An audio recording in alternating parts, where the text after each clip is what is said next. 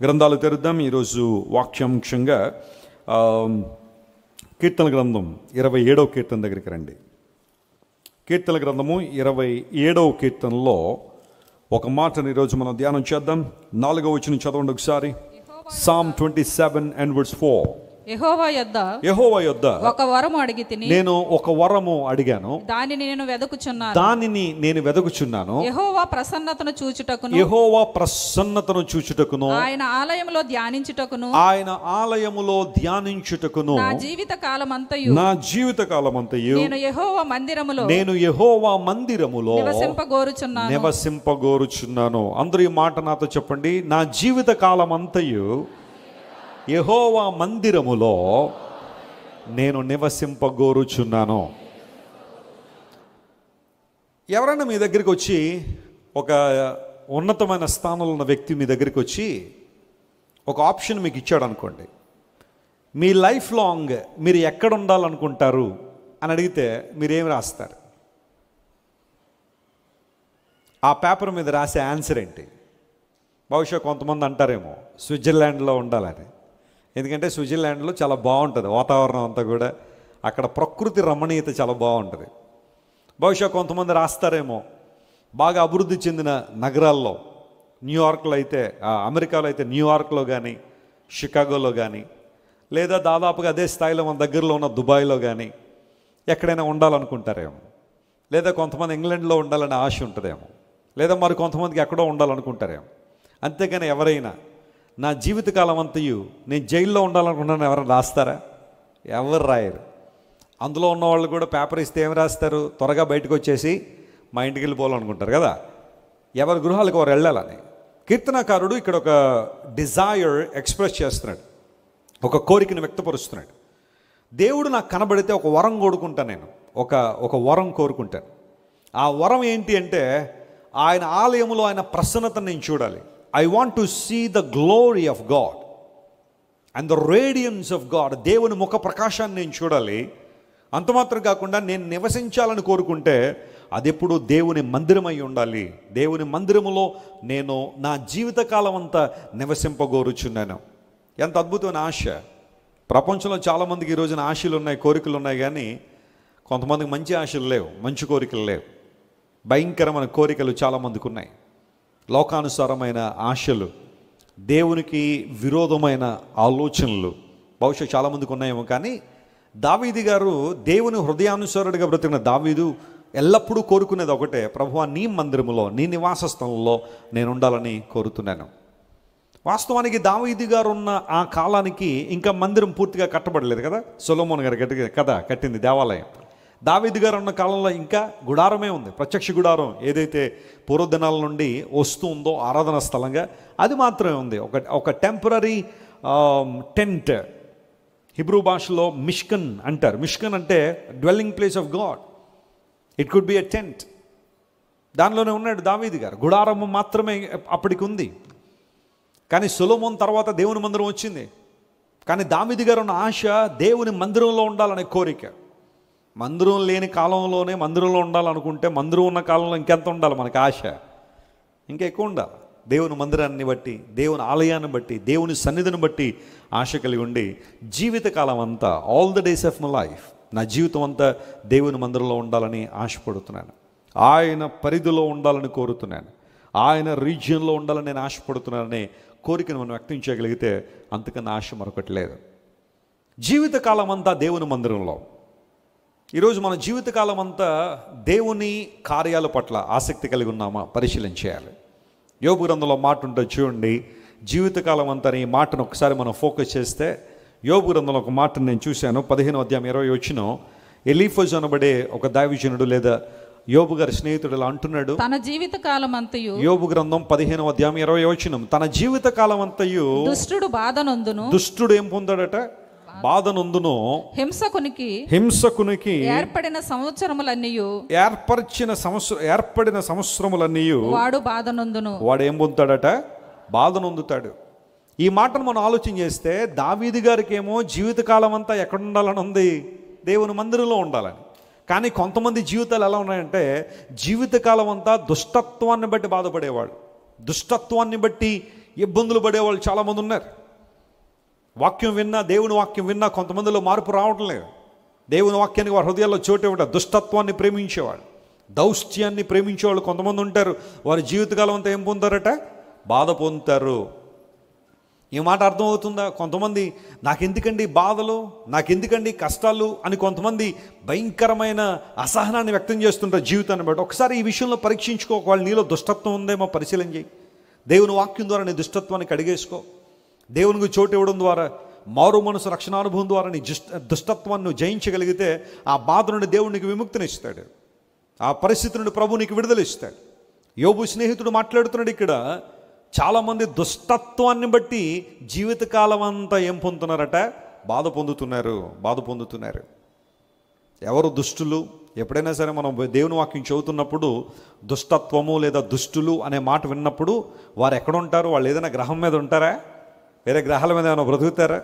దేవుని వాక్యాన్ని బట్టి ఎవరు దుష్టత్వం కలిగిన వారు అని పరిశీలన చేస్తే చాలా విషయాలు ఉన్నాయి. అవన్నీ చెప్పడానికి అయితే సమయం లేదు, కానీ ఉదాహరణకు 1-2 మాత్రం మీకు చెప్తాను. చూడండి, గర్వంతో ఉన్న ప్రతి ఒక్కడు కూడా దుష్టత్వాన్ని ప్రేమించువాడని బైబిల్లో ఉంది. చెప్పండి, గర్వంతో ఉన్నవాళ్ళు ఏం ప్రేమిస్తున్నారట? దుష్టత్వాన్ని ప్రేమిస్తున్నారు. కాబట్టే జీవితకాలం అంతా వారు ఏదో ఒక స్థాయిలో, ఏదో ఒక రంగంలో బాధను అనుభవిస్తూనే ఉంటారు. ఆ మాటను ఒకసారి పరిశీలించేద్దాం. కీర్తన గ్రంథం 10వ కీర్తన 2వ వచనం చదువుతున్నాం. దానిలో ఈ మాట రాయబడింది. కీర్తన గ్రంథం 10వ కీర్తన 2వ వచనం, దుష్టుడు గర్వించి దీనులను ఏం చేస్తున్నారట? వడిగా తరుముచున్నారు. వాడు యోచించిన మోసక్రియలలో తామే ఏమైపోతారు? చిక్కుకుంటారు. దుష్టుడు గర్వించి దీనులను వడిగా తరుముచున్నాడు. అంటే దుష్టత్వము కలిగిన వ్యక్తిలో ఏముంటుందన్నమాట? గర్వం ఉంది, దీనులను అణిచివేయాలన్న ఆలోచన ఉంది, మోసక్రియలు ఉన్నాయి. ఒకవేళ బహుశా నీలో కూడా గర్వం ఉందా? అతిశయపడుతున్నావా?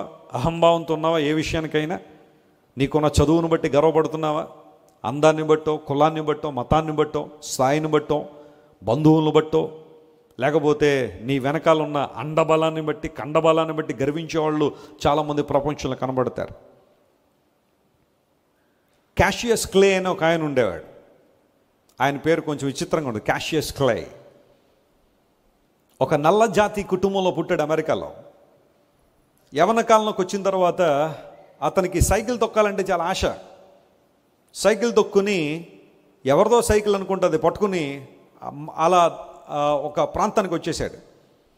అక్కడ ఒక షో జరుగుతుంటే సైకిల్ని బయట స్టాండ్ వేసి లోపలికి వెళ్తాడు. బయటకు వచ్చేసరికి సైకిల్ కనబడదు. చాలా బాధపడతాడు. సైకిల్ని ఎవరో తీసుకెళ్ళిపోయారు అనమాట. చాలా సంవత్సరాల క్రితం జరిగింది. ఆ బాధలో, ఆ కష్టంలో అతను ఏ ప్రాంతానికి అయితే వచ్చాడో ఆ కింద సెల్లార్లోకి వెళ్ళేసరికి అక్కడ బాక్సింగ్ ట్రైనింగ్ జరుగుతూ ఉంటుంది. చాలామంది చిన్నపిల్లలు నిలబడి బాక్సింగ్ ట్రైనింగ్ చేస్తూ ఉంటే ఈ చిన్నపిల్లవాడికి ఆశ కలిగింది, నేను కూడా బాక్సర్ని అయితే బాగుంటుందని. గబగబా లోపలికి వెళ్ళాడు. ఆ లైన్లో నుంచి తిని కూడా బాక్సింగ్ చేస్తున్నాడు. సైకిల్ పోయిందనే ఆశ, ఆ సైకిల్ పోయిందనే ఆలోచన పోయింది. అక్కడ నిలబడి బాక్సింగ్ నేర్చుకోవడం మొదలుపెట్టాడు. అప్పటిదాకా కొన్ని నెలల నుంచి లేదా కొన్ని రోజుల నుంచి ట్రైనింగ్లో ఉన్న చిన్నపిల్లల కన్నా ఈ వ్యక్తి బాగా బాక్సింగ్ చేయడం ప్రారంభించాడు. ఆ కోచ్ ఇతను చూసి ఇతడు చాలా ఉన్నతమైన స్థానానికి చేరుకుంటాడనే ఆశను కలిగి ఉండి అతన్ని తీసుకొచ్చి బాక్సింగ్ ట్రైనింగ్లో పెట్టాడు. అలా 18 ఏటలోనే ప్రపంచ దృష్టిని ఆకర్షించాడు క్యాషియస్ క్లే అతని పేరు. ఆ తర్వాత ఇతని పేరు మహమ్మద్ అలీగా మార్పు చెందింది. మహమ్మదీయ మతాన్ని స్వీకరించి అతని పేరు మార్చుకున్నాడు మహమ్మద్ అలీ. 18th ఇయర్లోనే ప్రపంచ దృష్టిని ఆకర్షించేశాడు. పెద్ద పెద్ద స్పాన్సర్లు అందరూ ఇతని చుట్టూ తిరిగేవారు. ఏ ఫైట్ చేస్తే ఆ ఫైట్లో విదిన్ 4 రౌండ్స్లో ఇతను ప్రెడిక్ట్ చేసేవాడు. ఈరోజు నేను ఎవరినైతే ఎదుర్కొనబోతున్నానో ఆ వ్యక్తిని 3 రౌండ్స్లో లేదా 4 రౌండ్స్లో నేను అతను గెలవగలను అని ప్రెడిక్ట్ చేసి ఎగ్జాక్ట్గా అతను చెప్పినట్టుగానే 3-4 రౌండ్స్లో వాళ్ళ మీద గెలిచేసేవాడు. కుప్పలు కుప్పలు ధనం వచ్చి పడింది. ఎవరితోనైనా ఫైటింగ్ చేయడానికి ఇష్టమే. ఎంత పెద్ద అపోనెంట్ అయినా కానీ భయపడేవాడు కాదు. కానీ అతనికి విమానాలంటే భయం, ఫ్లైట్ ఎక్కాలంటే భయం. ఫ్లైట్ ఎక్కితే చెమటలు పట్టేసి ఒడిగిపోయేవాడు. కొంతమంది కూడా విమానాలంటే భయం ఉన్న వాళ్ళు ఉంటారు. ఫ్లైట్ ఎక్కగానే గట్టి గట్టిగా అరిచేస్తూ ఉంటారు, కేకలేస్తూ ఉంటారు. అప్పుడప్పుడు టర్బులెన్సెస్ వస్తూ ఉంటాయి. కొంచెం కదలగానే ఏమండి ఇంక పడిపోద్దండి, చచ్చిపోతామండి మనం, ఇంకెప్పుడు అదే ఆలోచన అనమాట. ఫ్లైట్లో కొంతమంది చాలా టెన్షన్ పడేవాళ్ళు ఉంటారు. ఆ ఫ్లైట్ ల్యాండ్ అయ్యేటప్పుడు కొంచెం టర్బులెన్సెస్ వస్తూ ఉంటాయి. ఆ టైంలో భయపడే వాళ్ళు చాలామంది ఉంటారు. ఇతను కూడా ఫ్లైట్లు అంటే భయం. ఒక సందర్భంలో ఒప్పుకున్నాడు. I don't fear about fight but I fear about flight అన్నాడు ఆయన. నాకు ఫైట్ అంటే భయం లేదు కానీ ఫ్లైట్ అంటే భయం అన్నాడు మొహమ్మద్ అలీ. ఆ క్యాషియస్ క్లే ఆ తర్వాత కాలంలో ఉన్నతమైన బాక్సింగ్ ప్లేయర్గా మారాడు. ఎక్కడికి వెళ్ళినా అతను ఏమని పిలుచుకున్నాడు తెలుసా? ఐఎమ్ ద గ్రేటెస్ట్ అనేవాడు. ఇంకా అదే అతని స్లోగన్ అనమాట. ఏ ఇంటర్వ్యూ ఇచ్చినా ఈ మాట చెప్పకుండా దిగేవాడుక. ప్రపంచంలో బాక్సింగ్ ఛాంపియన్గా మొహమ్మద్ అలీ సాధించిన విజయాలు మామూలు విషయాలు కాదు. ఐఎమ్ ది గ్రేటెస్ట్ అనేవాడు ఎక్కడికి వెళ్ళి. అతని తర్వాత కొంతకాలానికి మైక్ టైసన్ వచ్చాడు. మైక్ టైసన్ ఏమన్నాడు తెలుసా? If Muhammad Ali is the greatest, I'm the latest అన్నాడు ఆయన. మొహమ్మద్ అలీ గ్రేటెస్ట్ అయితే నేనెవరిని లేటెస్ట్ అన్నాడు. అక్కడి నుంచి మైక్ టైసన్ ఎరా స్టార్ట్ అయింది. కొన్నిసార్లు చాలామందికి డబ్బు లేనంత వరకు లేదా పలుకుబడి లేనంత వరకు దినంగానే ఉంటారేమో, కానీ అవి వచ్చిన తర్వాత వారి మాటలు మారిపోతాయి, వారి ఆలోచనలు మారిపోతాయి, వారి విధానాలు మారిపోతాయి. అందును బట్టే ఒక ఆయన ఏమంటాడంటే, ఒక వ్యక్తిని టెస్ట్ చేయాలి అంటే, పరీక్షించాలి అంటే, ఆ వ్యక్తి యొక్క ఆలోచన విధానాన్ని పరీక్షించాలంటే 2 ఇవ్వాలట ఆ మనిషికి. 1 డబ్బు, 2 అధికారం. ఈ 2 ఇస్తే మనిషి యొక్క ఒరిజినల్ క్యారెక్టర్ ఎక్కడికి వచ్చేస్తుంది? బయటకు వచ్చేస్తాడు. పుష్కలంగా డబ్బు, చేతి నిండా అధికారం ఉన్న వాళ్ళని చూడండి ఒకసారి. వారి మాటలు ఎలా ఉంటాయి? వారి యొక్క దూషణ మాటలు ఎలా ఉంటాయి? గర్వంతో మాట్లాడేవాళ్ళు, సాటి వ్యక్తుల్ని గాయపరిచేవారు. దుష్టునికున్న ప్రధానమైన లక్షణం అదే, గర్విస్తాడట.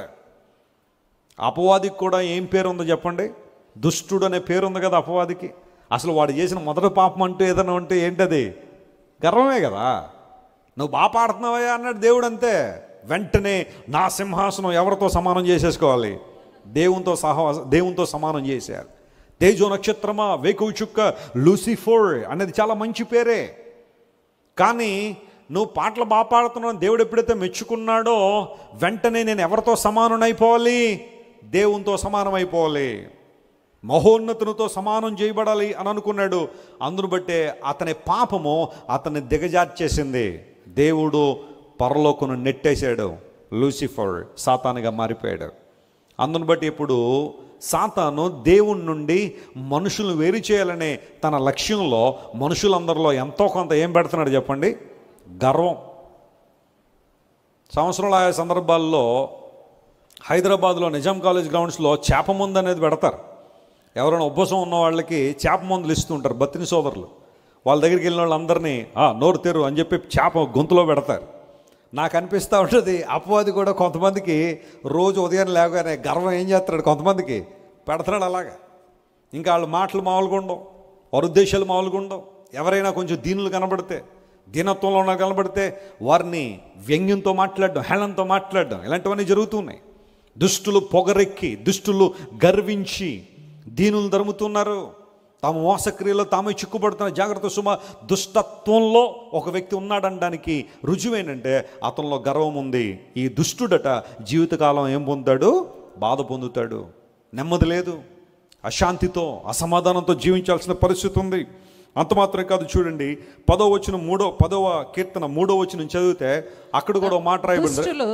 తమ మనోభిలాషను బట్టి, చెప్పండి, దుష్టులు తమ మనోభిలాషను బట్టి అతిశయపడతారు. లోబులు యెహోవాను తిరస్కరింతురు. దేవుణ్ణి ఏం చేస్తున్నారట? తిరస్కరిస్తున్నారు. అంటే దుష్టులకి తమ మనోభిలాష ఉంటుందట. తమ మనస్సు కోరుకునే విధానాన్ని బట్టి తమకు కొన్ని ఆలోచనలు ఉంటాయి. అవి ఖచ్చితంగా దేవునికి వ్యతిరేకమైన ఆలోచనలే, పరిశుద్ధాత్మ దేవునికి వ్యతిరేకమైన ఆలోచనలే. అవి కలిగి ఉండి వారు అతిశయపడుతూ ఉంటారట. వారు కూడా దుష్టుల జాబితాలో చేర్చబడ్డవారే. 4వ వచనం కూడా చదవండి మరలా. అదే కీర్తనలో 4వ వచనం మనం చదివితే దుష్టులకు ఏమెక్కిపోతుందట? పొగరెక్కి. యెహోవా విచారణ చేయడు అనుకొందురు. యెహోవా విచారణ చేయడు అనుకొందురు. దేవుడు లేడని వారు ఎల్లప్పుడూ యోచించుదురు. అది ఇప్పుడు చూడండి, దుష్టులకున్న 3వ లక్షణం ఏంటంటే వారికి ఏమెక్కిపోయిందట? పొగరెక్కి. కొంతమంది అంటూ ఉంటారు, వీడికి పొగరెక్కిపోయిందని ఎందుకని అలా మాట్లాడతాడండి దుష్టత్వంతో. నాన్నగారు చెప్తుంటారు అప్పుడప్పుడు, సామర్లకోట రైల్వే స్టేషన్ మీద ఒక ఈగ, కొంచెం పెద్ద ఈగ, మామూలుగా మన ఇళ్లలో తిరిగే ఈగల కన్నా కొంచెం పెద్ద ఈగలు ఉంటాయి. ఆ ఈగ ఒకటి నిలబడిందట సామర్లకోట రైల్వే స్టేషన్ మీద. ఈ లోపల కోరమండల్ ఎక్స్ప్రెస్ వస్తుందండి అటువైపు నుండి, వైజాగ్ నుండి చెన్నై వెళ్తుంది కదా కోరమండల్. ఉన్న ఎక్స్ప్రెస్లో ఇప్పుడంటే వందే భారత్, ఈ నమో భారత్లు ఇవే వచ్చినాయి, కానీ అంతకుముందు కోరమండల్ అంటే బాగా స్పీడ్, శతాబ్ది, కోరమండల్, రాజధాని, ఈ ఎక్స్ప్రెస్లన్నీ 135 కిలోమీటర్లు ప్రయాణం చేస్తాయి గంటకి. ఆ సందర్భంలో కోరమండల్ ఎక్స్ప్రెస్ వస్తుంటే ఈ గంట ఉందట ఆ ప్లాట్ఫామ్ మీద నిలబడి, ఈరోజు కోరమండల్ ఎక్స్ప్రెస్ అయినా లేకపోతే నేనైనా ఇద్దరిలో ఎవరో ఒకళ్ళు ఉండాలంటున్నాడు. దాని సంగతి తేలుతారన్నట్టు. ఎవరిని? కోరమండల్ ఎక్స్ప్రెస్ని. కోరమండల్ ఎక్స్ప్రెస్ అంటే అది ట్రైన్, అది బోగీలు ఉంటాయి, చాలా బరువు ఉంటుంది, ఇవన్నీ ఉంటాయి. నువ్వెంత అసలు ఆ ప్లాట్ఫామ్ మీద నిలబడి గట్టిగా బలం తెచ్చుకుని 2 రెక్కలు గట్టిగా ఎప్పుకుని, ఈరోజు కోరమండల్ అయినా ఉండాలి లేకపోతే నేనన్నా ఉండాలని చెప్పి రా చూద్దాం అందట. అది ఇంకా సామర్లకోటకి 10 కిలోమీటర్ల అవతలలో ఉంది. గట్టిగా సైరన్ వేసేసరికి ఇది వెళ్ళిపోయి అక్కడ రాజమండ్రిలో పడిపోయింది వచ్చి. అసలు నీ బలం ఎంత, అసలు నీ స్థాయి ఎంత, నీ పరిస్థితి ఏంటి? అసలు దేవుడి మీద కొన్నిసార్లు కచ్చాగట్టేది నువ్వు, గొడవలు చేసేది నువ్వు దేవుని దగ్గర. చాలామంది దేవుని సామర్థ్యాన్ని తక్కువగా చేసి రమ్మనండి, దేవుడు వస్తాడేమో రమ్మనండి, నేను ఇప్పుడు కొడతాను నా భార్యని, ఎవడొస్తాడు రమ్మనండి, దేవుడు వస్తాడా లేదా పాస్టర్ గారు వస్తాడు రమ్మనండి, ఆపమానండి. నేను తాగుతాను, ఎవరు ఆపుతారో ఆపమానండి. నేను సినిమాలు చూస్తాను, ఎవరు ఆపుతారో ఆపమానండి. నీ 2 కళ్ళు తీసి పక్కన పడితే ఏ సినిమా చూస్తావా నువ్వు? నీ కళ్ళు ఇచ్చాడనే కదా నువ్వు అలా విర్రవీగిపోతున్నావు. నీ 2 కళ్ళు తీసి పక్కన పెడితే నువ్వు ఏ సినిమా చూస్తావు? ఒకటే సినిమా, చీకటి, నిశ్శబ్దం, అంతకుమించి ఇంకేం చూస్తావా నువ్వు? భార్యని కొట్టి ఎవరు వస్తారు రండి అంటే దేవుడిని కొట్టలేక, ఆయన కృపాతిశయాన్ని, ఆయన శాంతాన్ని, ఆయన దీర్ఘశాంతాన్ని చాలామంది తక్కువగా తీసుకోవట్లేదు. ఒకనొక సందర్భంలో ఫరో కూడా అదే అన్నాడు, యెహోవా ఎవడు? Who is Jehovah to deliver you out of my hands? నా చేతిలో బలీయమైన చేతిలో, నా చేతుల్లోంచి ఏ ఒక్కరు మిమ్మల్ని విడిపించలేరు, అసలు యెహోవా ఎవరో అని అడిగాడు. దేవుడు అన్నాడు, మోషే, మరి ఫరో కంగారు పడుతున్నాడు కదా, నేను ఎవరినో తెలుసుకోవాలని, కొంచెం మరి పరిచయం చేద్దాం. 10 రకాల తీర్పుల ద్వారా దేవుడు తన సార్వభౌమాధికారం రుజువుపరిచాడు. ఫరో చేతులు ఎత్తేసాడు. నాకు అర్థమైపోయింది ఇప్పుడు దేవుడు ఎవరో. దేవుణ్ణి తెలుసుకోవాలనుకో, కానీ సరైన విధానంలో తెలుసుకో, అంతేగాని వేరే విధానంలో వద్దు, ఇబ్బంది పాలవుతావు. ఫరో ఇబ్బంది పడ్డాడు. ఆ దేశంలో సూర్యుడు 3 రోజులు ప్రకాశించలేదట. వాస్తవానికి ఈ ఫరోలందరూ కూడా సూర్యదేవుని కుమారులని పిలువబడతారు. అమూన్ రా, రా అనగా సూర్యుడు, సూర్యదేవుడు. ఫరోల యొక్క గర్వం ఎప్పుడు ఏంటంటే, మేము సూర్యదేవుని అవతారులం, సూర్యదేవుని బిడలం. అందును బట్టే పిరమిడ్లు కూడా ఆ సూర్యకిరణాల ఆకారంలో కట్టుకున్నారు, త్రిభుజాకారంలో. వారు వేసుకునే బట్టలు కావచ్చు, వారు వేసుకునే కిరీటాలు కావచ్చు, ఇవన్నీ కూడా సూర్యదేవుని ప్రతిబింబిస్తాయి.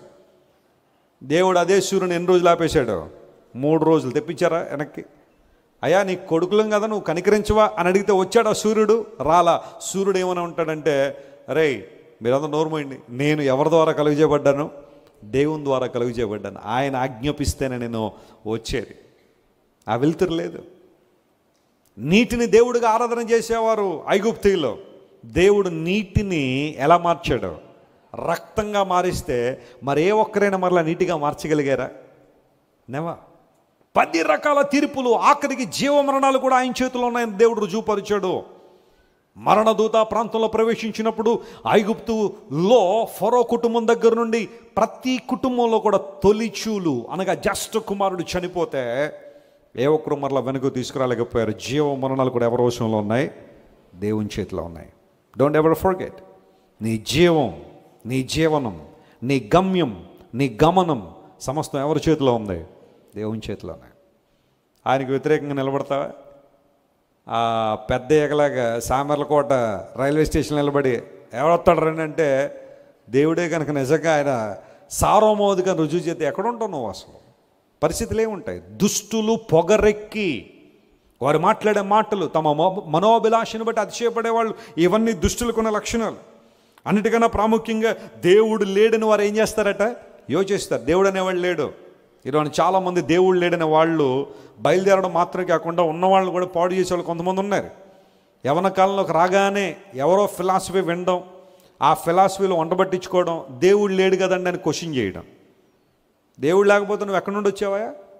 దేవుడు లేకపోతే నేను ఎక్కడి నుండి వచ్చాను? దేవుడు లేకపోతే ఈ ప్రపంచం ఎక్కడి నుండి వచ్చింది? సమస్తానికి ఆది సంభూతుడు, ఆధారభూతుడు ఆయనే కదా. కలిగి ఉన్నదేది ఆయన లేకుండా కలుగలేదని బైబిల్ చాలా స్పష్టంగా తెలియజేస్తూ ఉంటే, మిడిమిడి జ్ఞానంతో ఓ 2 డిగ్రీలని పేరు వెనకాలకు రాగానే దేవుడు ఎక్కడున్నాడండి అంటే నేనేమనాలి? దుష్టుల యొక్క ఆలోచన ఇవన్నీ కూడా. ఇలాంటి వాళ్ళందరూ కూడా జీవితకాలం అంతా ఏం పొందుతున్నారట? బాధ పొందుతున్నారు. ఓటనే రావట్లేదు బాధలు కొంతమందికి. నేను చాలాసార్లు చెబుతున్నాను, జీవం గల దేవుణ్ణి నువ్వు తృణీకరిస్తున్నావంటే నువ్వు మరణాన్ని కోరుకున్నట్టే. ఆశీర్వాద ప్రదాత అయిన దేవుని ప్రక్కన పెడుతున్నావంటే శాపాన్ని కోరుకున్నట్టే. చీకటిని ప్రేమించే వ్యక్తిగా నువ్వు ఉంటే, వెలుగును ద్వేషించే వ్యక్తిగా నువ్వు ఉంటే, చీకటిని ప్రేమిస్తున్నట్టే, చీకటిని ఆహ్వానిస్తున్నట్టే నీ జీవితంలో. దేవుడు సమస్తానికి ఆది సంభూతుడు కాబట్టి ఆయనకు చోటిస్తేనే మన జీవితంలో ఆశీర్వాదం. దావీదు మహారాజు ఏమో జీవితకాలం అంతా నీ మందిరంలో ఉండాలని కోరుకుంటున్నాను అంటే, దుష్టులు జీవితకాలం అంతా బాధను కోరుకుంటున్నారు తాము చేస్తున్న క్రియలను బట్టి. ఒకవేళ ఇంకా నీ జీవితంలో అతిశయం, గర్వం, దేవుడు లేడనే యోచన, ఆయన ప్రక్కన పెట్టేసే అనుభవాలు, ఫరో వలె దేవుణ్ణి ధిక్కారణ చేసి మాట్లాడే అనుభవాలు నీలో ఉంటాయి. ఈరోజు నువ్వు సరిచేయబడాలి. ప్రభువును ప్రేమించే వ్యక్తిగానే ఉండాలి, ఆయన గణపరిచే వ్యక్తిగా ఉండాలి, ఆయన ఆరాధించే వ్యక్తిగానే ఉండాలని ప్రభు లేఖనం సెలవిస్తూ ఉంది. నూతన నిబంధనలో ఒక వ్యక్తిని మేము పరిచయం చేస్తాను, చూడండి. లూకాసు సువార్త 16వ అధ్యాయం. అందరూ బైబిల్ తెరవండి. లూకాసు సువార్త 16వ అధ్యాయం 25వ వచనం చదవండి ఒకసారి. అందుకు అబ్రహాము కుమారుడా నీవు నీ జీవిత కాలమందు, చూడండి, నీ జీవిత కాలం అంతయు నీకిష్టమైనట్టు సుఖము అనుభవించితివి. ఏమనుభవించావు నువ్వు? సుఖము అనుభవించితివి. అలాగుననే లాజరు కష్టము అనుభవించి, లాజరేమో కష్టమును అనుభవించాడు. జ్ఞాపకము చేసుకునుము. ఆ విషయాన్ని జ్ఞాపకం చేసుకో. ఇప్పుడు లాజరు వాడు ఇక్కడ నెమ్మది పొందుతున్నాడు, నీవు యాతన పడుచున్నావు. నువ్వేం పొందుతున్నావు? యాతన పొందుతున్నావు. జాగ్రత్తగా గమనించండి. ఇక్కడ యేసు ప్రభువారు ఒక సంఘటన ప్రస్తావిస్తూ ధనవంతుడు మరియు లాజరు గురించి మాట్లాడుతున్నారు. ఆ జరిగిన కాన్వర్జేషన్ అంతా మనకు తెలుసు.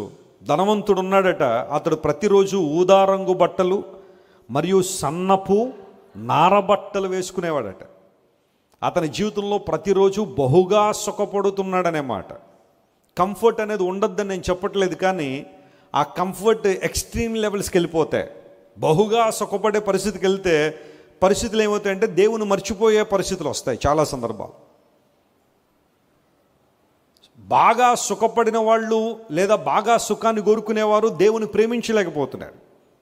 కడవరి దినాల్లో మనుషులు ఎలా ఉంటారనే విషయాన్ని పౌలు గారు ప్రస్తావిస్తూ అన్నాడు. ఈ కడవరి దినాల్లో మనుషులు ఎలా ఉంటారంటే దేవుని కంటే సుఖానుభవాన్ని ఎక్కువగా ప్రేమించేవాళ్ళు. కరోనా వచ్చినప్పుడు సరే, సంఘాలు తెరవబడలేదు, మూతలు పడ్డాయి, సోషల్ డిస్టెన్స్, ఐసోలేషను, ఈ పదాలన్నీ మనం విన్నాం. అయితే కొంతమంది కరోనా వెళ్ళిపోయిన తర్వాత కూడా దేవుని మందిరానికి రమ్మంటే మేము రాలేమండి, మేము ప్రయాణం చేయలేమండి, మేము దేవుని మందిరానికి రామండి, అక్కడ చాలామంది ఉంటారండి, అందరి మధ్యలో మేము కూర్చోలేమండి అని ఇప్పటికీ మాట్లాడేవాళ్ళు కొంతమంది. అందరూ ఉండలేదు, కొంతమంది ఉండుంటారు ఎక్కడో చోట. మనుషులు ఉన్నారని షాపింగ్ కాంప్లెక్స్కి వెళ్ళడం మానేశారా? వాళ్ళు మానలా. ట్రైన్ ప్రయాణాలు మానేశారా? మానలా. ఫ్లైట్ ప్రయాణాలు మానేశారా? మానలా. ఆఫీసులకు వెళ్ళడం మానేశారా? మానలేదు. ఇంకేంటి, స్పోర్ట్స్ కాంప్లెక్స్కి వెళ్ళడం మానేశారా? మానలేదు. కిరాణా కొట్లకు వెళ్ళడం మానేశారా? మానలేదు. ఏది మానలేదు. కానీ మందిరం దగ్గరికి వచ్చేసరికి అమ్మో అక్కడ మనుషులు ఉంటారండి. మరి ఎవరు కావాలి నీకు? మనుషులు వద్దా నీకు? ఎవరు కావాలి నీకు? సుఖం అన్నమాట.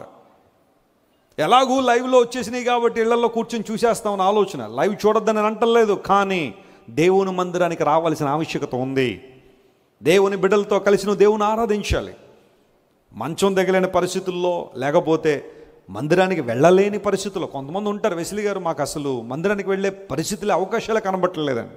ఆదివారం నా భర్త వెళ్ళనివ్వడండి, లేదా నా పిల్లలు వెళ్ళనివ్వట్లేదండి, చాలా ఇబ్బందికరంగా ఉందండి అన్నవాళ్ళు ఎక్కడో కూర్చుని లైవ్ చూస్తున్నారంటే తర్వాత సంగతి. కానీ అన్ని పరిస్థితులు బాగుండి కూడా మందిరానికి వెళ్ళగలిగి కూడా నువ్వు వెళ్లకుండా ఈ వేటితో వాటితో సంతృప్తి పడిపోతానంటే నువ్వు ఒకసారి నువ్వు ఆలోచించాల్సిన పరిస్థితి ఉంది.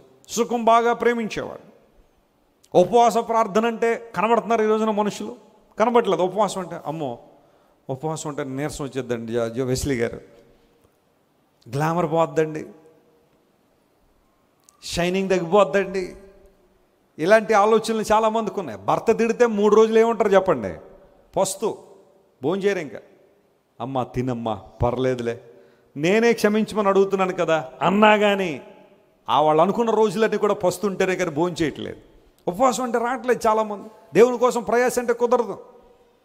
అందులో దేవుని సేవకుడు అన్నాడు, క్రైస్తవులు కొన్నిసార్లు ఎంత విచిత్రకరమైన పరిస్థితులు గుండా వారు వెళ్తూ ఉంటారంటే, విచిత్రమైన మాటలు మాట్లాడుతుంటారు, లేదా విచిత్రమైన ఆలోచన ధోరణి వారికి ఉంటుందంటే, దేవుని సందుకు వచ్చి ఇలా అంటారట, నీతి సూర్యుడా మా మీద ఉదయించేయి, మా మీద ఉదయించేయి అంటారట. వాస్తవానికి బయట సూర్యుడు 45 డిగ్రీలు అయితే మాత్రం మందిరానికి రారట. ఎక్కడికి రారు? నీతి సూర్యుడు మాత్రం ఎలా ఉదయించేయాలి వీళ్ళ మీద? ఇంకా మధ్యలో అడ్డులు ఆపులు డైవర్షన్ డిస్ట్రాక్షన్లు ఏమి ఉండకూడదు. ఇంకా డైరెక్ట్గా ఆ కిరణాలన్నీ మీద పడిపోవాలి. కానీ 45 డిగ్రీలు ఎండ ఉందంటే మేము రాలేమండి, కుదరదండి మాకు. ప్రభువా ఆశీర్వాదాలు మా మీద వర్షంలాగా ఏం చేయ ప్రభువా, కృమ్మరించే అని ప్రార్థన చేస్తామట. కానీ వర్షం వస్తే ఎక్కడికి రమ్మను? ఏమ్మా ఎందుకురా? వర్షం కదండి, మా వర్షం వచ్చిందని ఏమి ఆపేసావమ్మా నువ్వు? పనులు ఏమీ ఆపలేదు కదా, గొడుగులు వేసుకుని వెళ్ళావు కదా, తడిసిపోయి వెళ్ళావు కదా, అర్ధరాత్రులైనా ప్రయాణాలు చేసావు కదా. దేవుని మందిరానికి, దేవుని కార్యాల పట్ల ఎందుకు ఆసక్తి ఉండలేదు మనకి? చాలాసార్లు ఆలోచించాను. సుఖాన్ని ప్రేమించే వ్యక్తులుగా ఉన్నావా? ధనవంతుడా విను, నీవు భూమి మీద జీవించినంత కాలం నీ జీవితకాలం అంతా సుఖాన్ని అనుభవించావు. సుఖం అనుభవించడం తప్ప అంటే తప్పు కాదు. దేవుణ్ణి ప్రక్కన పెట్టేయడం, దేవుణ్ణి ప్రక్కన పెట్టే సుఖం అనుభవించే విధానాలు ఉంటాయి కదా, అది తప్పు. ఓదారంగు వస్త్రాలు ఎవరు వేసుకుంటారు? రాజులు వేసుకుంటారు. సన్నపు నార బట్టలు ఎవరు వేసుకుంటారు? ధనవంతులు వేసుకుంటారు. ఈయన ప్రతిరోజు కూడా విలువైన వస్త్రాలు ధరించాడట. కానీ he never thought about the garment of salvation.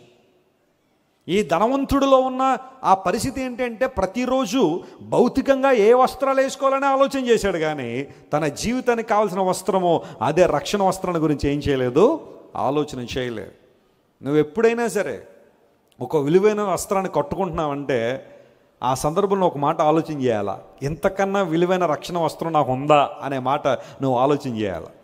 ఆ విలువైన రక్షణ వస్త్రం లేకుండా ఈ భూమి మీద నువ్వు ఎన్ని విలువైన వస్త్రాలు వేసుకున్నా దానివల్ల ప్రయోజనం ఉందా? పరలోకానికి వెళ్తావా? లేవు కదా. అందును బట్టి ఆలోచన చేయాలి. విలువైన రక్షణ వస్త్రాన్ని మనం సంపాదించుకున్న వరంగా మనం ఉండాలి. అంత మాత్రం కాకుండా నరకంలోకి వెళ్ళిన తర్వాత, అంటే పాతాళంలోకి వెళ్ళిన తర్వాత లాజరు యొక్క ఆ వేలు కొన ముంచి ఒక్క డ్రాప్ ఆఫ్ వాటర్, నేను ఇక్కడ టార్మెంట్ చేయబడుతున్నాను, భయంకరమైన వేదన గుండా వెళ్తున్నాను, లాజరు యొక్క వేలు కొన ముంచి ఆ నీటి బిందు ఒక్కటి నా నాలుక మీద పడేలా సహాయం చేయమని. ఇదే ధనవంతుడు భూమి మీద ఉన్నప్పుడు ఎన్ని దాగుంటాడు, ఎన్ని బ్రాండులు దాగుంటాడు, ఎన్ని రకరకాలు దాగుంటాడు, ఎన్ని మాక్టైల్స్, ఎన్ని కాక్టైల్స్ తాగుంటాడు, ఎన్ని రకాలైన బ్రాందీ, విస్కీ, రమ్ము, జిన్ను, హెరాయిన్, కొకైన్ ఇలాంటివన్నీ ఎన్ని తీసుకుని ఉంటాడు. ఈ రోజుల్లో స్త్రీలు కూడా భయంకరంగా త్రాగుబోతులు అయిపోతున్న వాళ్ళు ఉన్నారు. నన్ను క్షమించాలని అంటున్నానండి. పురుషులు మాత్రమే కాదు, ఈరోజు స్త్రీలు కూడా పోటీలు పడి తాగుతున్నారు. వాళ్ళు కూడా బెంగళూరులో కోడమంగల్ అనే ప్లేస్ ఉంటుంది. మీరు రాత్రి 11 గంటల తర్వాత ఆ ప్రాంతానికి వెళ్తే పరిస్థితి ఏం అర్థం అవ్వదు. అక్కడ విపరీతంగా త్రాగి పడిపోతున్న అమ్మాయిల్ని మోసుకుని వెళ్తూ ఉంటారు అబ్బాయిలు. ఎంత దారుణమైన పరిస్థితి అంటే ఆ ప్లేస్ ఒకటానికి కాదు, ప్రతి చోట ఇలాంటి సంఘటనలు ప్రపంచం అంతా జరుగుతూనే ఉన్నాయి. ఇదివరకు స్మోకింగ్, డ్రింకింగ్ అంటే పురుషులే చేసేవాళ్ళు అని అనుకునేవారు. కానీ ఇప్పుడు అసలు భేదమేమీ లేదు, అసలు అందరూ తయారవుతున్నారు. ఎందుకు ఈ మాట చెబుతున్నానంటే అతను భూమి మీద ఉన్నప్పుడు రకరకాల పానీయాలు సేవించుంటాడు.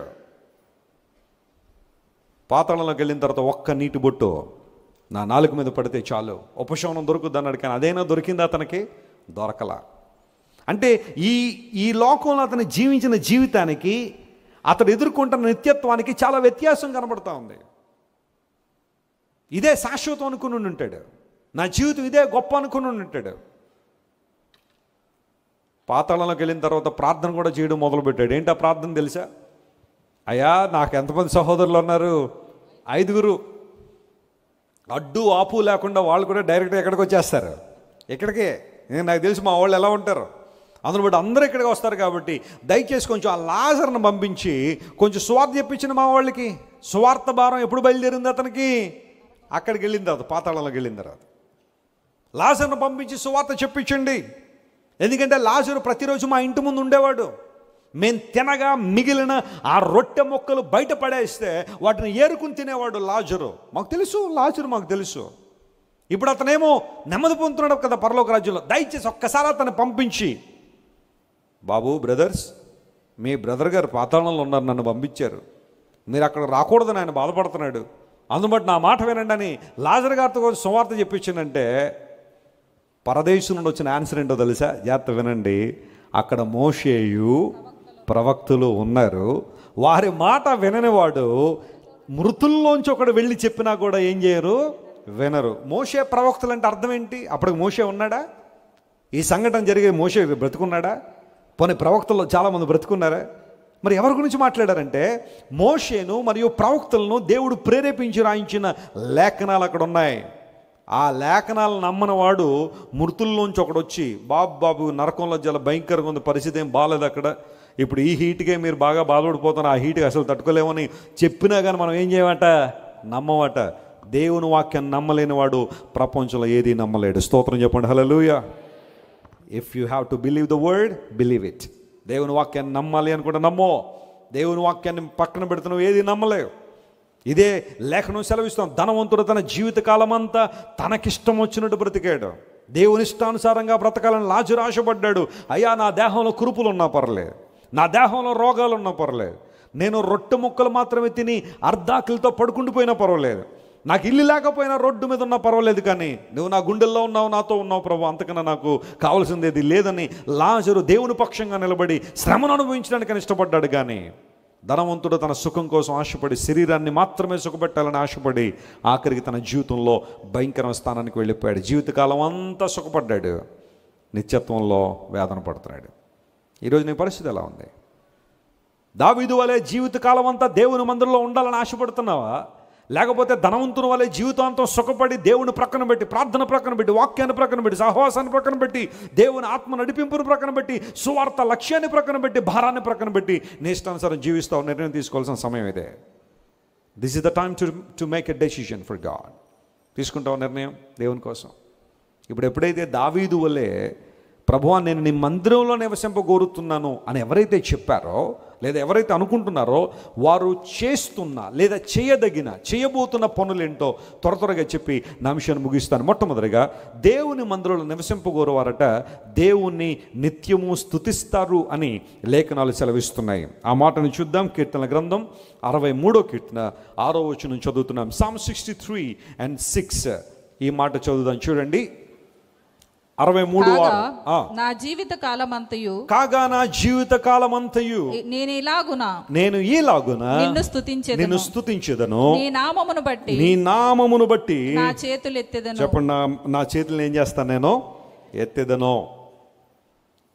నా జీవిత కాలమంతయు ఈలాగున నిన్నేం చేస్తాను?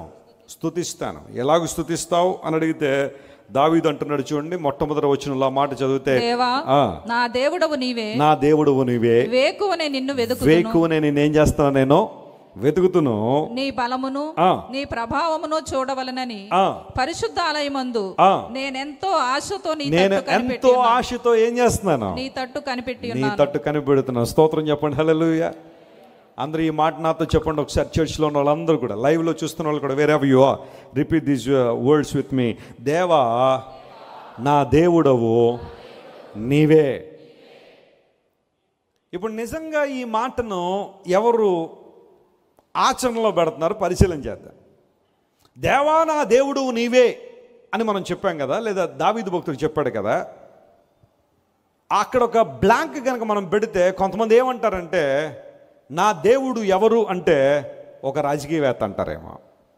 ఈ రోజున యవ్వనస్తులందరూ కూడా కుర్ర కారు అంటారు కదా, వాళ్ళ పేపర్లో రాసే మాటలు, నేను అంటలేదు ఆ మాట. కుర్ర కారు అంటే అర్థం ఏంటి? అదే కొత్త రకం కారు కాదు, యవ్వనస్తులేని వాళ్ళకి వాడబడిన పర్యాయపదం. వాళ్ళందరికీ ఈ రోజున దేవుళ్ళు ఎవరండి? సినిమా యాక్టర్లు కదా. సినిమా యాక్టర్లు దేవుళ్ళు వాళ్ళకి. ఇంకా వాళ్ళు రోడ్ల మీదకి వచ్చారంటే చొక్కాలు చింపేసుకోవడం, కింద పడి దొరిలేయడం, వాళ్ళు కలవలేదు అంటే, సెల్ఫీ ఇవ్వలేదు అంటే, దగ్గరికి రానివ్వలేదంటే సూసైడ్ చేసేసుకోవడం, వారి సినిమాలు రిలీజ్ అవుతున్నప్పుడు ఆ థియేటర్లో ఫస్ట్ టికెట్ దొరకలేదని ఆత్మహత్యలు చేసేసుకోవడం. ఏంటి ఆ సంగతి అంటే, మా దేవుడండి. రాజకీయవేత్తలు దేవుళ్ళ, నీకు సినిమా యాక్టర్లు దేవుళ్ళ, క్రికెటర్లు దేవుళ్ళ. ఈరోజున ఐపీఎల్ జరుగుతూ ఉంది ప్రతిరోజు సాయంకాలం. అదేంటో కానీ ఎగ్జామ్స్ టైంలో వస్తుంది క్రికెట్ అంతా. ఇప్పుడు కూడా చదువులు మానేసి చాలామంది బెట్టింగ్స్. మనకు యవనస్తుడు ఈమెయిల్ పెట్టాడు, అన్న వెస్సులన్న నా కోసం ప్రార్థన చేయండి. బాబు దేనికోసం ప్రార్థన చేయమంటావు? క్రికెట్ బెట్టింగ్లో 8 లక్షలు పోగొట్టేసుకున్నానన్న. 8 లక్షలు పోగొట్టు క్రికెట్ బెట్టింగ్. పోనీ ఏమన్నా ధనిక కుటుంబమా? పోతే పోనీ 8 లక్షలు అనుకోవడానికి రెక్కాడితే కానీ డొక్కాడిన కుటుంబం అది. తల్లిదండ్రులు ఇద్దరు కూడా కష్టపడి పనిచేస్తున్నారు. వాళ్ళు తీసుకొచ్చిన డబ్బులు అన్నీ పోగు చేసినవన్నీ ఉండి ఏదో ఇల్లు కట్టుకోవాలన్న దేనికోసం వాళ్ళు పోగు చేసుకుంటా ఉంటే ఒక్క రోజులో అవగొట్టేశాడు 8 లక్షలు. క్రికెట్ బెట్టింగ్ పెట్టేశాడట. మరి ప్రభుత్వాలు ఎందుకు వీటిని ఆపట్లేదు? ఆ యాప్లు ఎందుకు బ్యాన్ చేయట్లేదు? టిక్టాక్ అనే యాప్ ఉండేది, బ్యాన్ చేశారు, మంచిదే. మరి ఇలాంటివి ఎందుకు బ్యాన్ చేయట్లేదు? కావాలని బెట్టింగ్లు ప్రోత్సహించేవాళ్ళు చాలామంది రాజకీయవేత్తల హస్తాలు కూడా బెట్టింగ్ యాప్లు వెనకాల ఉన్నాయని కొన్ని నివేదికల్లో రాయబడుతున్నాయి. ఎందుకు ఆపట్లేదు? ఎందుకు జీవితాలు నిలబెట్టాలని ఆశ లేదు చాలామందికి. ఎందుకోసం అంటే అలా బెట్టింగుల్లో యవనస్తులను ముంచి కోటీశ్వర్లు అయ్యే వాళ్ళు చాలామంది ఉన్నారు. తమ్ముడు, ఎందుకని జీవితాన్ని పాడు చేసుకుంటావు? ఒకవేళ అదే బెట్టింగ్లో ఏదో కనుక డబ్బు వస్తే అలాంటి అకస్మాత్తుగా వచ్చే డబ్బు నీకు అవసరమా? కష్టించి పని చేయలేవు, నువ్వు నీ రెక్కలను ఉంచి పని చేయలేవా? నీ తల్లిదండ్రులు అంతగా కష్టపడుతున్న డబ్బును వ్యర్థంగా బెట్టింగ్లో పాడు చేస్తావా? ఆలోచించే ఒకసారి. క్రికెటర్లు దేవుళ్ళు 6 కొట్టగానే ఈయన మొత్తం దొరిలేస్తుంటాడు, 6 వీధులు తిరిగేస్తూ ఉంటాడు రాజమండ్రి అంతా. ఏమొచ్చిందా? ఆయన 6 కొడితే ఆయనకి డబ్బులు వచ్చినాయి. చక్కగా కప్పులు పట్టుకెళ్తున్నారు, డబ్బులు పట్టుకెళ్తున్నారు. ఐపీఎల్ ఒక్కొక్కడికి ఆడడానికి 20 కోట్లు ఇస్తున్నారు. క్యాచ్లు పడితే డబ్బులు, క్యాచ్లు వదిలేస్తే డబ్బులు, ప్రతిదానికి డబ్బులే వాళ్ళకి. నీకేమొస్తుంది? చదువులు మానేసి, కాలేజీలు మానేసి, స్కూళ్ళు మానేసి వాటిని చూసి ఏమి సాధించావు? ఆలోచించండి ఒకసారి. ఎప్పుడైనా అవకాశం ఉన్నప్పుడు క్రికెట్ ఆడడం తప్పు నేను అంటలో. ఒక బాడీ ఎక్సర్సైజ్ కోసం ఏదైనా కాసి, అది కూడా మరి ఎక్స్ట్రీమ్గా కాదు, 1 గంటో లేదా 1.5 గంటన్నర ఆడి శరీర ఎక్సర్సైజ్ కోసం ఆడడం తప్పు కాదు. కానీ ఇంకొంతమందికి క్రికెటే లైఫ్ అన్నట్టుగా జీవితాలు కదా. ఎవరు నీకు దేవుడు? ఎవరికి స్థానం ఇచ్చావు నీ హృదయంలో? బెంగళూరులో నారాయణ హెల్త్ సెంటర్ ఉంది. వాళ్ళు హార్ట్ ట్రీట్మెంట్ ఇస్తుంటారు, హార్ట్ పేషెంట్స్కి ట్రీట్మెంట్ ఇస్తుంటారు. 2023 సంవత్సరంలో వాళ్ళకి గిన్నిస్ వరల్డ్ రికార్డు వచ్చింది. నారాయణ హెల్త్ వాళ్ళకి బెంగళూరులో ఉంటుంది. ఎందుకు గిన్నిస్ వరల్డ్ రికార్డు వచ్చింది అంటే, ఇంతకుముందు ఎవ్వరూ క్రియేట్ చేయని రికార్డ్ అవ్వలేదు. క్రియేట్ చేస్తేనే కదా గిన్నిస్ వరల్డ్ రికార్డ్స్లో పేరు వస్తుంది. సెప్టెంబర్ 21వ తారీఖు నారాయణ హెల్త్ వారు బెంగళూరులో 3797 మందికి ఈసీజీ తీశారట. ఎలక్ట్రోకార్డియోగ్రామ్ అంటారు కదా, ఈసీజీ. మనం ఎవరికైనా కొంచెం ఈ చెస్ట్ దగ్గరలో కనుక పెయిన్ వస్తే వెంటనే హాస్పిటల్ కనుక ఫస్ట్ చేసేదే ఈసీజీ తీస్తారు. ఆ గ్రాఫ్ ఎలా ఉందో చూస్తారు. ఈసీజీ తీయడం ద్వారా లోపల హార్ట్ కండిషన్ ఎలా ఉందనేది కొంచెం నిర్ధారణకు వస్తారు. అంటే పూర్తిగా తెలిసిపోద్దని నేను అంటలేదు, కానీ సరే కొంచెం ఎలా ఉందనేది లోపల కొంతైనా తెలుసుకోవడానికి ఫస్ట్ ఈసీజీ తీస్తారు. ప్రభుత్వ మన మెడికల్ సెంటర్ వచ్చిన తర్వాత కూడా ఈసీజీ అందరికి అందుబాటులో తీసుకురావాలన్న ఆలోచన. వాళ్ళు ఆ రోజున 3797 మంది పేషెంట్లకి 24 అవర్స్లో ఈసీజీ తీసి గిన్నిస్ వరల్డ్ రికార్డ్ సాధించారు వాళ్ళు. ఆ డైరెక్టర్ ఆ రోజున ఆ రికార్డ్ సాధించిన తర్వాత సర్టిఫికేట్ ఇస్తున్నప్పుడు ఆమె చెప్పిన మాట ఏంటంటే, మేము భారతదేశంలో హెల్త్ అవేర్నెస్ పెంచుతున్నాం. కార్డియాక్ ప్రాబ్లమ్స్ చాలా ఎక్కువ అవుతున్నాయి, హార్ట్ అటాక్స్ ఎక్కువ వస్తున్నాయి, చిన్నపిల్లలకు కూడా, యవనస్తులు కూడా ఈ రోజున గుండెపోట్లు వస్తూ ఉన్నాయి. అందును బట్టి వారందరికీ అవేర్నెస్ కోసం మేము ఈసీజీ తీస్తున్నాము, హార్ట్ కండిషన్ చూస్తున్నామని. నాకు అనిపిస్తుంటుంది ఎప్పుడైనా హాస్పిటల్కి వెళ్ళినప్పుడు ఈసీజీ తీయించగానే ఆ గ్రాఫ్తో పాటుగా ఆ పక్కన ఆ హార్ట్లో ఉన్న వాళ్ళ పేర్లన్నీ బయటకు వచ్చేస్తుంటే ఎలా ఉంటుంది? ఆ హార్ట్లో ఎవరెవరు ఉన్నారో వాళ్ళ పేర్లన్నీ అవసరమైతే ఫోటోలతో సహా వచ్చేసింది అనుకోండి, ఎంతమంది తీయించుకుంటారు? అమ్మ గుండె పోతుందా, ఈసీజీ తీయించమంట, వద్దులేండి మనం ఏదోలాగా ఈ ఎక్సర్సైజ్ చేసేసి ఆ తర్వాత మందులు వాడేసి మనం కాపాడేద్దాం, కానీ ముందు నా గుండె బండరంతో బయటకు వచ్చిందంటే లేనిపోయిన గుండె నొప్పులు మళ్ళీ మనకెందుకండి? యవనస్తుల హృదయాల్లో ఎంతమంది ఉన్నారో బయటకు వస్తే పరిస్థితి ఏంటి? హృదయంలో ఎవరుంటారు?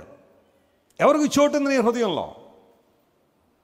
దావీదు అంటున్నాడు, ప్రభువా నా దేవుడు నువ్వే, వేకువనే నేనేం చేస్తున్నాను, నేను వెతుకుతున్నాను. వేకువననే మాట ఇక్కడ రెండు అర్థాలు. ఒకటి, ఆ రోజు బిగినింగ్లో, ప్రారంభంలోనే నేను వెతుకుతున్నాను. ఆ రోజంతా అయిపోయిన తర్వాత, సమయం అంతా ముగించిన తర్వాత, చివరిలో కాదు. రెండవది, నా జీవిత ప్రారంభంలో కూడా ఎవరిని వెతుకుతున్నానో నేను వెతుకుతున్నానయ్యా. వేకువనే నేను జ్ఞాపకం చేసుకున్నాను. నా యవ్వన కాలంలోనే, నా బాల్య ప్రాయంలోనే, ప్రభువా నా యవ్వన ప్రారంభంలోనే నా జీవితాన్ని నీకు అప్పగిస్తున్నాను ప్రభువా. కొంతమంది భక్తి రోజులు ఎలా ఉంది అంటే, అరే యవ్వన కాలంలో ఎందుకురా నీకు భక్తి? ఆ భక్తి పరుల దానిలో కలిసిపోవడం ఏంటో, నువ్వు అప్పుడే ఎంత ఎంజాయ్ చేయాలి ఈ లోకం అంతా. నువ్వు ఎప్పుడు రావాలి ప్రభు దగ్గరికి? 60 సంవత్సరాలు దాటిన తర్వాత, రిటైర్డ్ అయిపోయిన తర్వాత, జుట్టంతా తెల్లబడిపోయిన తర్వాత, పళ్ళని ఊడిపోయిన తర్వాత, ఆ తర్వాత కాళ్ళు చేతులని సహకరించినప్పుడు, నడుము వంగిపోయినప్పుడు, అప్పుడు కదా నువ్వు పాటలు, భక్తి, ప్రార్థన, ఈ దైవ నామ స్మరణ ఇవి అప్పుడు కదా. ఇప్పుడు ఏంట్రా యవ్వన కాలంలో ఇవన్నీ? అడిగినో లేరా నిన్ను? ఎవరో ఒకళ్ళు అడుగుంటారు నీ జీవితంలో. ఇప్పటికే వేకువనే నేను వెతుకుతానంటే అర్థం ఏంటో తెలుసా? నా ప్రారంభ దశలోనే ప్రభువా, నా యవ్వన ప్రారంభంలోనే నా జీవితాన్ని నీకు అప్పగిస్తాను. దావీదు దేవుని చేతిలో ప్రభావవంతంగా వాడబడ్డానికి కారణం ఏంటో తెలుసా? తన యవ్వన కాలంలోనే దేవుని ఆరాధికుడిగా మారాడు. స్తోత్రం చెప్పండి, హల్లెలూయా. ప్రభువును స్తుతించువాడుగా ఉన్నాడు. సితారా వాయిస్తూ, దేవుని స్తుతిస్తూ, దేవుని గణపరుస్తూ, కీర్తనలు రాస్తూ, కీర్తనలు పాడుతూ. బైబిల్ గ్రంథంలో దావీదు గారు రాసిన 73 కీర్తనలు బైబిల్లో ఎందుకు పరిశుద్ధాత్మదేవుడు అనుమతించాడో తెలుసా? ప్రతి కీర్తన తన జీవిత అనుభవాల్లోంచి రాసిందే. తన లైఫ్ ఎక్స్పీరియన్స్లోంచి పుట్టుకొచ్చిన పాటలు అవన్నీ కూడా ఈరోజు మనందరికీ మాదిరికరంగా ఉన్నాయి. ఈలాగుననే నేను స్తుతిస్తాను నా జీవితకాలం అంతా. I praise you Lord all the days of my life. ప్రియ దేవుని బిడ్డ, నువ్వు దేవుని స్తుతించే వ్యక్తిగా ఉన్నావా? చాలామంది ప్రార్థన బలంగా చేస్తారు, కానీ స్తుతి విషయానికి వచ్చేసరికి చెప్పండి, దేవుని ఏం చేయలేరు? స్తుతించలేరు. స్తుతించాలి, నువ్వు దేవుని ఆరాధించాలి. ఆయన నీకు చేసిన ప్రతి మేలును బట్టి ప్రభువును స్తుతించాలి. ఆయన నీకు ఇచ్చిన రక్షణను బట్టి నువ్వు దేవుని స్తుతించాలి. ఆయన నీలో ఉంచిన పరిశుద్ధాత్మను బట్టి నువ్వు దేవుని స్తుతించాలి. నీకు ఇచ్చిన విశ్వాసాన్ని బట్టి, నీలో నింపుతున్న నిరీక్షను బట్టి, తన వాక్యం ద్వారా నిన్ను ప్రభావవంతంగా నిన్ను సిద్ధపరుస్తున్న విధానాన్ని బట్టి, అనేక సార్లు దుఃఖములో, వేదనలో ఆయన ఆదరించిన దానాన్ని బట్టి, నీ కాలు జారిపోతుందనగా తన కృప ద్వారా దేవుడు నిన్ను లేవనెత్తిన అనుభవాలను బట్టి నువ్వు ఎల్లప్పుడూ ప్రభువును స్తుతించే వ్యక్తిగా ఉన్నావా? గణపరిచే వ్యక్తిగా ఉన్నావా? ప్రతిరోజు ఉదయం లేచిన తర్వాత నేను మనస్ఫూర్తిగా దేవుని స్తుతిస్తాను. నాకు ఇచ్చిన ప్రతి అంశాన్ని బట్టి దేవుని స్తుతిస్తాను. ఒక్కరోజు కూడా నా జీవితంలో దేవుని స్తుతించకుండా గడవదు. I know the power in praise. స్తుతిలో ఉన్న శక్తి నాకు తెలుసు. నా జీవితకాలం అంతా ప్రభువా నేనేం చేస్తానో స్తుతిస్తాను. చేయగలుగుతావు? స్తుతి చేస్తావా? దేవుణ్ణి గణపరుస్తావా? ఇద్దరు భార్యాభర్తలు నా దగ్గరికి వచ్చి, వెస్లీ గారు మా ఇంట్లో ఎప్పుడూ గొడవలేనండి, నా మాట నా భార్యకి అర్థం కాదు, నా భార్య మాట నాకు అర్థం కాదు, చాలా భయంకరంగా ఉంది పరిస్థితులు, ఏం చేయమంటారని అడిగారు. నేను అన్నాను, అప్పుడు CD ప్లేయర్స్ ఉండేవి, ఇప్పుడు CD ప్లేయర్స్ పోయినాయి అనుకోండి, అన్ని ఫోన్లు, ఎయిర్పాడ్స్ ఇవన్నీ ఎయిర్పాడ్స్ కాదు, ఐపాడ్స్ ఇవన్నీ వచ్చేసినాయి కదా. ఆ సందర్భంలో CD ప్లేయర్లు ఉంటే నేను మీ ఇంట్లో CD ప్లేయర్ ఉందన్నారు. అర్జెంటుగా మీరు వర్షిప్ సాంగ్స్, దేవుని స్తుతించే పాటలు ఏవైతే ఉంటాయో ఆ CD ప్లేయర్లో పెట్టి పాటలు రన్ చేయండి. మీరు కూడా పాడండి 24/7. మీరు పడుకునేటప్పుడు కొంచెం సౌండ్ తగ్గించేయండి, కానీ దేవుని మాటలు, దేవుని పాటలు మీ ఇంట్లో వినబడాలి. ఆ మాటలు దైవిక వాతావరణాన్ని క్రియేట్ చేసినప్పుడు అక్కడ అపవాది యొక్క శక్తులు, ప్రభావం నశించిపోద్ది. మీరు వెళ్ళి ఆ పని చేయండి అనగానే వాళ్ళిద్దరూ వెళ్ళారు, పాటలు పెట్టారు, పాడడం నేర్చుకున్నారు, స్తుతించడం నేర్చుకున్నారు. ఆ ఇంట్లో తిష్ట వేసుకున్న సాతాను బయటకు పరిగెత్తేశాడు. దేవుని నామమున స్తోత్రం కలుగును గాక. That is power and praise. ఎరికో గోడలు కూలిపోవడానికి కారణం ఏంటో తెలుసా? దేవుని ప్రజలు వేసిన కేకలే. ఎత్తైన ప్రాకారాల ముందు కనబడ్డాయి, ఎటు వెళ్ళాలో తెలియని పరిస్థితుల్లో దేవుని ప్రజలందరూ కూడా దేవుని మనస్ఫూర్తిగా స్తుతించినప్పుడు ప్రాకారములు ఏమైపోయినాయి? కూలిపోయాయి.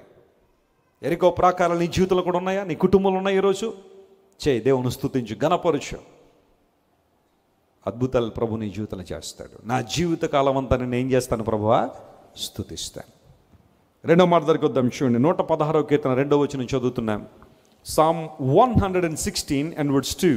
అందరూ బైబిల్ తీయాలి. 116వ కీర్తన 2వ వచనం. ఆయన నాకు చెవియొగ్గెను గనుక కావున నా జీవిత కాలం అంతయు. ఆ మాట అండర్లైన్ చేసుకోండి. నా జీవిత కాలం అంతయు నేను ఆయనకు మొర్ర పెట్టుదును. నేను ఆయనకి ఏం చేస్తాను? ఈ మాట నాతో చెప్పండి. నా జీవిత కాలం అంతయు నేను ఆయనకే మొర్ర పెట్టుదును. ప్రార్థన చేశాము అంటే, తల వంచాము అంటే, మన విన్నపాలు చెప్పుకుంటున్నామంటే అందరికన్నా అన్నిటికన్నా ప్రాముఖ్యంగా ఎవరికి చెప్పుకోవాలి? దేవునికి చెప్పాలి. ఇదే కదా ప్రార్థన. ఎందుకు దేవుడికి నేను ప్రార్థన చేస్తున్నాను నా జీవితకాలం అంతే? ఆయన నా చెవి యొగ్గెనో. ఆయన నా ప్రార్థనకు చెవి యొగ్గాడు. ఆయన పేతురు మహాశయుడు అదే అంటాడు, దేవుని కన్నులు నీతిమంతుల మీదను, ఆయన చెవులు వారి ప్రార్థనల మీద. కొంతమంది అంటుంటారు, ఏమంటే ఆ చెవి ఇలా వేయండి అంటారు కదా. చెవి ఇలా వేయడం అంటే అర్థం ఏంటి? చాకు తీసుకుని కోసేసి అలా వేసేయడమేనా? ఏంటి దాని అర్థం ఏంటి? కొన్ని జాతీయాలు వాడుతూ ఉంటాం మనం, కొన్ని పదాలు కదా, ఈడియమ్స్ కొన్ని ఉంటాయి. చెవిలా పరేయండి అంటే అందరూ ఒక చాకు తీసుకుని కోసేసి ముందేసేయడం. నో, చెవి ఇలా వేయండి అంటే అర్థం ఏంటి? నేను చెప్పే మాటని వినండి, అది కదా అర్థం. చెవి యొగ్గుట్ అంటే అర్థం అదే. దేవుడు తన ప్రజలు ఎప్పుడు ప్రార్థన చేస్తారా, ఎప్పుడు ఆయన వైపు చూస్తారని కనిపెడుతుంటాడట. వాడు ప్రార్థన చేస్తుంటే దేవుడు ఆ ప్రార్థన ఏం చేస్తాడు? ఆయన వింటున్నాడు. దేవుని బిడ్డలుగా మనకున్న నిరీక్షణ అదే. ఆయన చిత్తానుసారంగా మనం ఏది అడిగిననో ఆయన మన మనవి ఆలకించును అనేది మనకున్న ధైర్యం. We have confidence in God. ఆయన చిత్తాన్ని బట్టి, ఆయన లేఖనానుసారంగా మనం ఏది అడిగినా దేవుడు మన ప్రార్థన ఆలకిస్తాడు. I remember it was in 2014 or 2015. నేను లండన్లో దేవుని వాక్యం చెప్పడానికి వెళ్ళిన, యూకేలో. అక్కడ యూకే ట్రాఫిక్ ఎలా ఉంటుందంటే, ఒక్కసారి కనుక ట్రాఫిక్ ఆగిపోయిందంటే మినిమం 3 hours పడుతుంది ఓ ప్రాంతం నుండి ఓ ప్రాంతానికి వెళ్ళడానికి. విపరీతమైన ట్రాఫిక్. ఒక సండే వచ్చింది, 4 సంఘాల్లో నేను దేవుని వాక్యం చెప్పడానికి స్కెడ్యూల్ చేయబడ్డాను. Starting from morning 7 o'clock. సాయంకాలపు ఆరాధన సాయంకాలం 5 గంటలకు స్టార్ట్ అవుతుంది. అంతకుముందు ఆరాధనకి నేను వెళ్ళడానికి సుమారుగా 1 గంటన్నర ప్రయాణం ఉంది. వాళ్ళు అప్పటికన్నారు, వెస్లీ గారు మీరు టైంకి రాలేరేమో, ట్రాఫిక్లో చిక్కుపోతారేమో అంటే, ఏం పర్లేదు బ్రదర్, మీరు టైం అనౌన్స్ చేయండి, నేను వస్తాను, వాకింగ్ చెప్తాను. ఆదివారం వచ్చింది, మార్నింగ్ ఫస్ట్ సర్వీస్ మాట్లాడేశాను, సెకండ్ సర్వీస్ మాట్లాడేశాను, కొంచెం భోజనం చేసి థర్డ్ సర్వీస్ మాట్లాడాను. కొన్ని సందర్భాల్లో నా పరిస్థితులు ఉంటే కారులోనే భోజనం అనమాట. అదేదో ప్యాక్ చేసి ఇస్తే కారులో తినేసేయడమే. అలా లంచ్ కూడా అయిపోయింది, బయలుదేరాం. ఇంకా దగ్గరికి వచ్చేస్తున్నాం అనుకున్నాను. నేను ఇచ్చిన మాట ప్రకారం వెళ్ళిపోతున్నాను, టైంకి అనుకున్నాను. ఈ లోపల కార్లన్నీ ఆగిపోవడం మొదలెట్టి. ఆ ట్రాఫిక్ ఎంత సివియర్గా ఉంది అంటే కొన్ని కిలోమీటర్ల మేర ట్రాఫిక్ ఆగిపోయింది. ఇప్పుడు ఆల్రెడీ నేను వెళ్ళాల్సిన టైం అయిపోయింది, వాళ్ళు ఆల్రెడీ పాటలు స్టార్ట్ చేశారు. ప్రభువా ఈ పరిస్థితి ఏంటి? నీ వాక్యం చెప్పడానికి అంత దూరం నుండి వచ్చాను, ఇండియా నుంచి యూకే. ట్రాఫిక్లో ఇరిగిపోయాం, ప్రభువా సహాయం చేయి అని ప్రార్థన చేస్తున్నా. కారులో ఉన్న బ్రదర్స్ మేము అందరూ కూడా ప్రార్థన చేసాం, ప్రభువా show us a way to get there. I want to preach the word tonight. ఈరోజు నీ వాక్యం ప్రకటించాలి, చాలామంది వెయిట్ చేస్తున్నారని. ట్రాఫిక్ చూస్తూ ఉంటే 1 ఇంచు కూడా కదలట్లేదు. మేము ఎలా ప్రయత్నం చేసినా గంటన్నర పట్టేసేలాగా ఉంది. దగ్గరలోనే ఉంది కానీ వెళ్ళడానికి మాత్రం ఛాన్స్ లేదు. ఈ లోపల ఆరాధన అంతా అయిపోద్ది, అందరూ డిసప్పాయింట్ అయ్యే అవకాశాలు ఉంటాయేమో. ప్రభువా సహాయం చేయమని ప్రార్థన చేశాను. దేవుని ప్రజలారా వినండి, అలా ప్రార్థన చేయగానే వెనకాల నుండి ఒక అంబులెన్స్ వస్తుంది. ఒక అంబులెన్స్ సైరన్ వేసుకుంటూ వస్తుంది. ఎవరో పేషెంట్ ఉన్నట్టున్నారు లోపల, ఎమర్జెన్సీలో తీసుకెళ్ళాలి.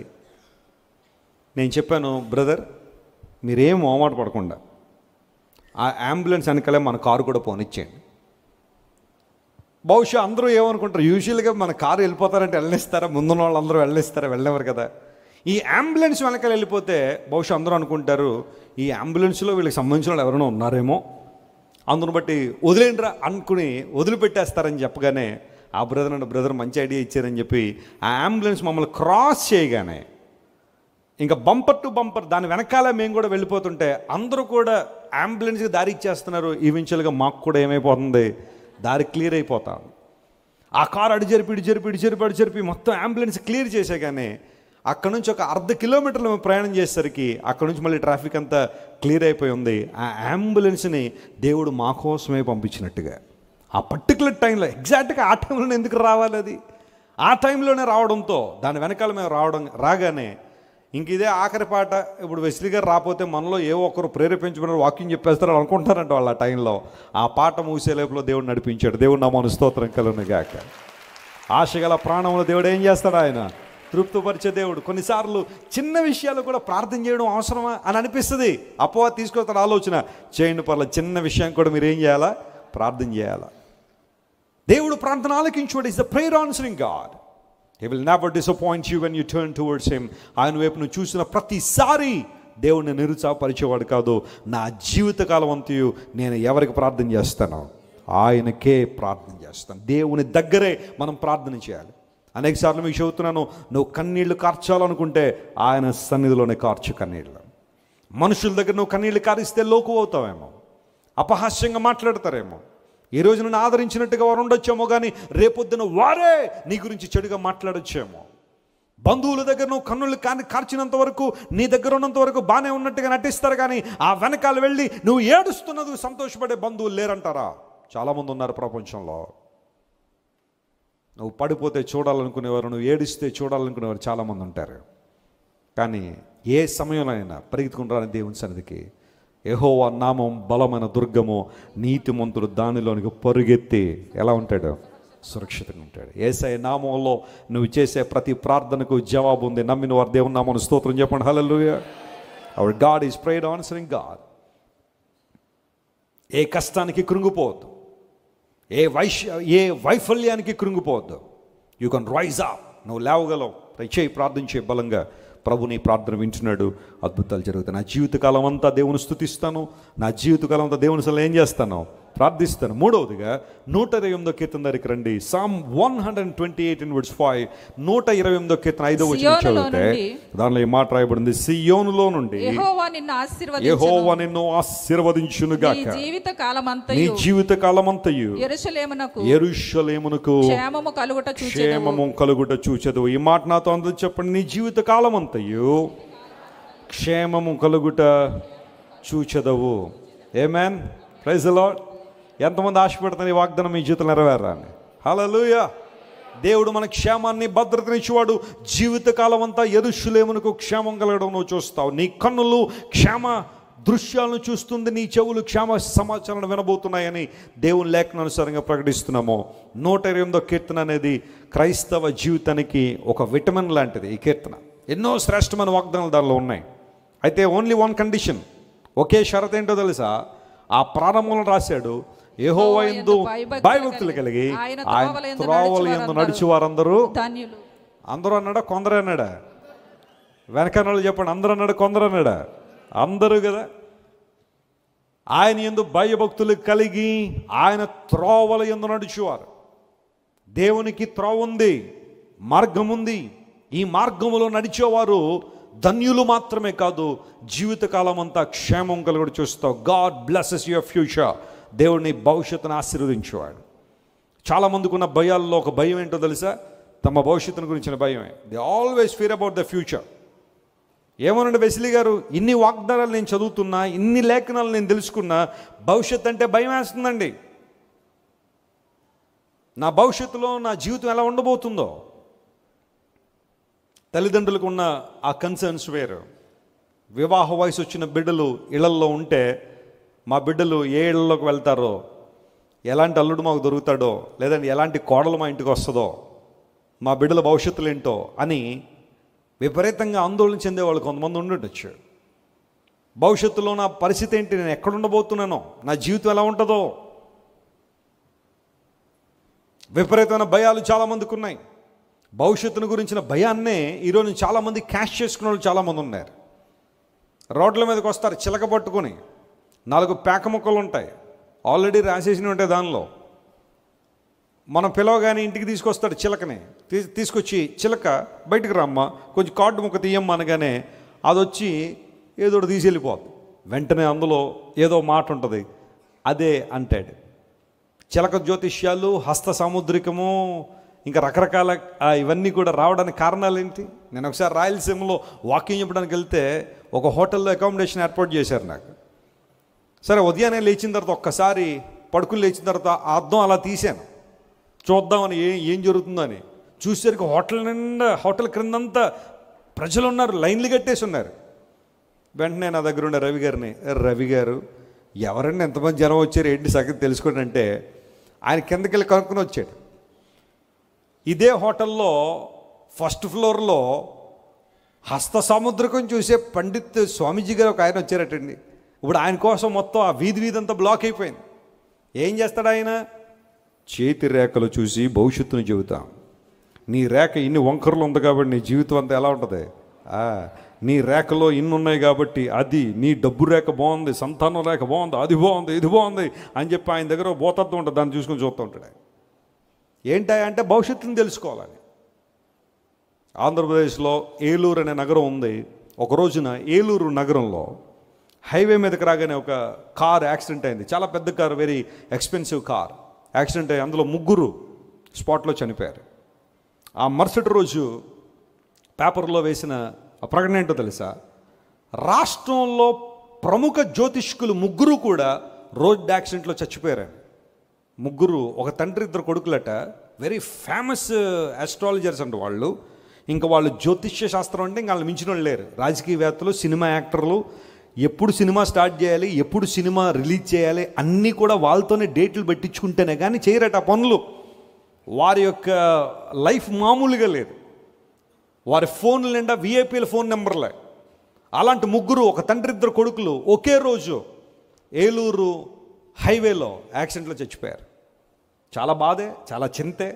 3 చనిపోవడం అంటే బాధాకరమైన విషయం, విషాదకరమైన విషయమే. కానీ ఇక్కడ ఒక చిన్న అనుమానం ఏంటంటే అందరికీ జ్యోతిష్యం చెప్పేవాళ్ళు, అందరికీ భవిష్యత్తు చెప్పేవాళ్ళు ఈ రోజున మనం వెళ్తే చచ్చిపోతాం అనే విషయం వాళ్ళకి తెలియలేదా? వాళ్ళకి తెలియదా వారి భవిష్యత్తు ఏంటో? చాలామంది జీవితాలు ఎలాగున్నాయి ఈ రోజుల్లో. జాన్ వెస్లీ తన భవిష్యత్తు గురించి ఎప్పుడు భయపడ్డ కారణం ఏంటో తెలుసా? తన భవిష్యత్తు ఎవరి చేతిలో ఉందో జాన్ వెస్లీకి తెలుసు. అదే నా ప్రభు అయిన యేసయ్య చేతిలో ఉంది. దేవుని నామమున స్తోత్రం కలుగును గాక. Probably I don't know what my future holds, but I know who holds my future. నా భవిష్యత్తు ఏంటో నాకు తెలియకపోవచ్చు, కానీ నా భవిష్యత్తును కంట్రోల్ చేసే దేవుడు మాత్రం నాకు తెలుసు. ఆమేన్. ఉందా ధైర్యం? నీలో భయపడుతున్నావు ప్రతి చిన్నదానికి. ఎవరో వచ్చి అంటారు, నీ మీద పిటిషన్ పెడతాం, అదే అంట ఇదే అంట, రకరకాలుగా భయపెట్టే వాళ్ళు ఉంటారు. చెప్పో, నేను దేవుని బిడ్డను, ఆయన త్రోవలో నడిచేవారు ధన్యులని బైబిల్లో ఉంది. సియోన్లో దేవుడు తన బిడ్డలను ఆశీర్వదిస్తున్నాడు. యెరూషలేమునకు క్షేమం కలగడం జీవితకాలం అంతా చూస్తా. నీ కన్ను ఉన్నతమైన విషయాలను చూడబోతుంది. నీ చెవులు క్షేమ సమాచారం వినబోతున్నాయి. నమ్మికతో దేవుని సేవించు, అద్భుతాలు జరుగుతాయి, ఆశ్చర్యకారాలు జరుగుతాయి. దేవుని మందిరంలో దేవుని స్తుతిస్తాను. దేవుని మందిరంలో నేను ఆయనకు మొర పెడతాను. దేవుని మందిరంలో క్షేమాన్ని చూస్తాను. అందును బట్టే నేను దేవుని మందిరంలో ఏం చేయాలనుకుంటున్నానో నివసింపగోరుచున్నాను.